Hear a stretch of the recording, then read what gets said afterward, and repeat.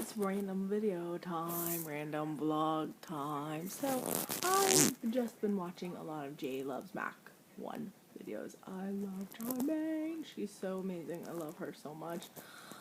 She's one of the few beauty gurus that I admire. And by the way, I'm sorry for the lighting. I'm at my boyfriend's house, and I would turn the light on, but I don't want too much light because I'm going to go to sleep after I make this video because I'm exhausted, and my boyfriend doesn't get up till like 7:15. It's 4:21.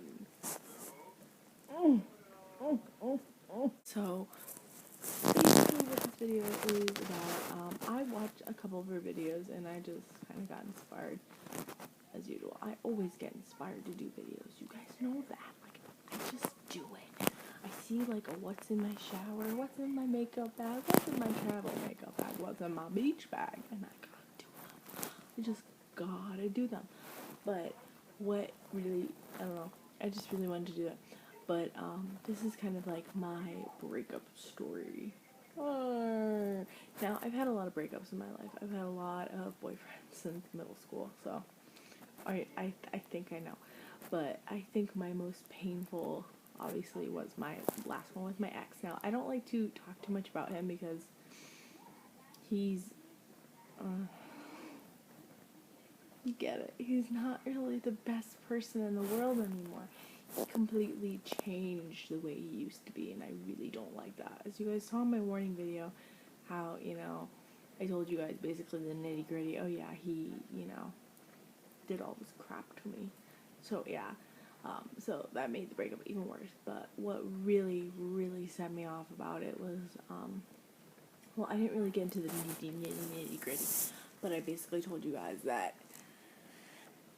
the guy wasn't satisfied with me gaining 10 pounds and not having my license or a job.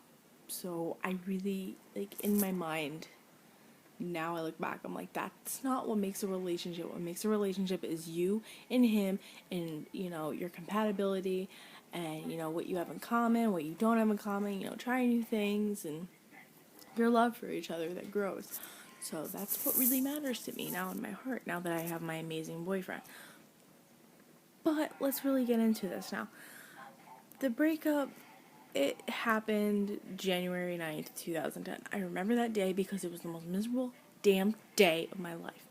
I went to the mall with my ex, and everything was fine, everything was great, yay! I thought, because, I'm very sarcastic. So if you don't understand my sarcasm, then maybe you shouldn't date me. Because I'm very sarcastic. I can be a bitch, but a playful bitch. Like, I could be like, oh, you're such a fucking ball sack. Like, get the hell out of my face. Well, that's kind of, well, I don't really say that. But I call my boyfriend a butt a lot. And a ball sack. That's just, I don't know, that's just what we do. And he's very sarcastic towards me, and it works. You get what I mean. But apparently, he didn't get my sarcasm when we were at the mall. And I guess that really finally, quote unquote, decided for him or set him off, apparently. So basically, that night I was at my aunt's house with my best friend. She came with me, and my mom, my sister, and we slept over at my aunt's house, and we were watching my cousins while they went out to the bar or whatever. And I get a text message from him saying we need to talk. That's the text message or phone call you never want to get. We need to talk because you will end up crying, be miserable after that. So in my head, I was like panicking, like, oh my god, what the hell is going on now? Like, what the hell? We just had an amazing day together. What the hell? Like, I thought it was amazing. I thought I was happy. I really did. So I used my friend's phone to call him, and I was on the phone with him, and he's just like, I can't do it anymore. Like, I don't love you like a girlfriend anymore. Who says that? Who does that? And, he's like, we're just so different people. Or, I've given you so many chances to change. Because he was trying to change me into a country girl. Because he's a country guy. And all that crap. And, we did almost break up a few times before that. So I was like, oh no, please don't leave me, I love you, blah blah blah, What are you supposed to say at 17? What are you supposed to say to the guy? So I went through that whole phase, and basically he was like, I'm done. He's like, oh well, we could still be friends. And I was like, well, why can't we take a break or whatever? And he was just, wasn't having it. He's a very tough, very, when I first started going out with him, he was tough, but he was very, he let me in. He was open towards me. On the breakup, he was very closed off, had a wall up, like, I'm done, like, go away, basically kind of feeling. And I found out later, because I ended up actually talking to him, like, a couple months ago.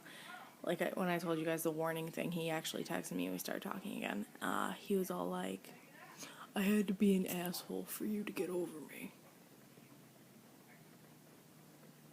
What? I really don't understand why you have to be such a damn dick to me to break up with me so I forget about you? What? It just made no damn sense to me, if you ask me. Just no sense at all. So, from that day on, well, and then obviously I met my boyfriend and I'm happily with him and I love him so much. And I wouldn't trade him for the world. The moral of my breakup was, for me, was that don't change for anybody. Don't let someone push you around. Don't let them treat you like garbage, basically, which is what I felt at the time. But I do carry some things in mind that he always put in my head, because not only did he do things wrong, I am saying that he did do things wrong in our relationship, but I did a lot of things wrong too. So now that I'm grown up, I realize that, wow, I was really a bitch to him. Or oh my god, I was really that bad. But then again, I'm like, oh my god, he was such an asshole. Oh my god, I can't even. But at the end of the day, it's like, it is what it is. But it's like, I carry some things that he used to say to me, like, crying doesn't solve anything, which I learned that really doesn't solve anything. And that I shouldn't blame my problems on depression and anxiety, because I used to do that all the time. I used to be like, oh, well, I have depression, so that's why I'm this way. No, that's not why I'm this way. I'm this way because I want to be this way, basically. And also that, I'm starting to love myself. I think I'm a beautiful girl and I've got a great personality and I have a good heart, and you don't like it, then, by the way, I'm watching Osmosis Jones. Really good movie, but I'm kind of not really watching it right now.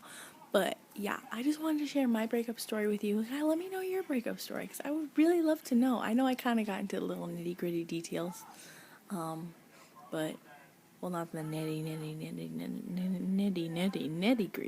gritty details, but I got into some pretty deep details that I normally wouldn't share with you guys. So I hope you, a lot of you girls out there, guys, if something like this happened to you, let me know.